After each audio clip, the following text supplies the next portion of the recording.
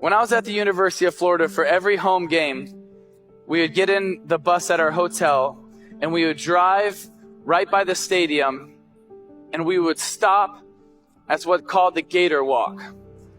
In every game I played there was probably 20 to 40,000 fans at this Gator Walk ready to greet us as we get off the bus. And I would be on the first bus and the first person to get off. And I would walk off and I would turn around and my teammates would come out and I would hug every single one of them on the first bus, the second bus, and the third bus. They would all walk in and I would be the last one to walk in.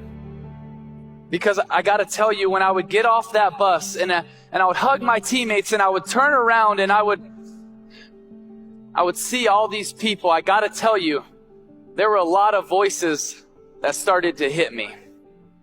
One of the first voices that instantly hit me was pride and arrogance. Because I would look out and I would see thousands of jerseys with my number on it. I would look out and I would see Bible verses that they were wearing because I wore them. And so for a second you thought, dang, I'm something. They're here for me. This is pretty cool. I must be somebody. That voice hits your head. But you know what's one thing that's been sad to me, my life, growing up in the church? So I'd be at a lot of cool events and you'd hear people share and talk and you would see people rally and want to go do something for Jesus, but then when it ends, people just get back to their normal life. There's a picture that I stumbled across. And it's one of Time's 100 most influential images of all time. And it's a picture of this young girl.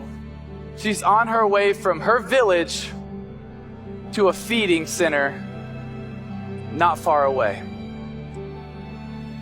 And she's so malnourished and she's moving so slow that this vulture is waiting to attack.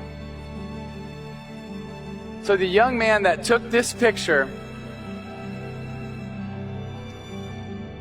I think there was probably something in his heart that he wanted to do good. He wasn't sure. So he captured this picture and he just waited and then the vulture got closer. So he kind of shooed the vulture off and then he walked away and the vulture would come right back. And he was told, because of some of the sicknesses in the areas, don't touch anybody, don't do anything. And so he didn't. He didn't. He did nothing. Because apparently the cost was too much. So he left. He went back. The New York Times published this photo in 1993. In 94, he won the Pulitzer Prize for this photo. 4 months after this, he chose to end his life.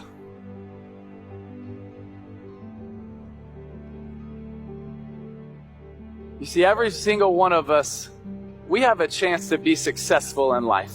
And you know what? I hope you are. I really do. I hope you're successful. There's nothing wrong with being successful. But success is just about you. But significance is about other people. You see, that man that took that picture, he had success. That's one of the greatest honors a photographer could ever have. But obviously it wasn't enough. It wasn't enough. So what's going to be enough for you? You see, success is great. You can do a lot of things with it, but it's not going to be fulfilling. And you can never forget that sense of urgency, that it's not about your timeline, it's about their timeline. While you might have 30, 40, 50 years, they have days, minutes, moments. She had moments, but it wasn't worth it. to go pick her up. It wasn't worth it to give her a hug. It wasn't worth it to tell her about the gospel. Yeah, I won a Pulitzer Prize, but what does it matter? What does it matter? It doesn't. And I think the greatest tragedy in life is we're going to look back one day and say, I was successful in things that don't matter. I want you to be successful. But more than anything, I want you to be significant. And when you live for Jesus and you love people, I believe you're going to have a life of significance.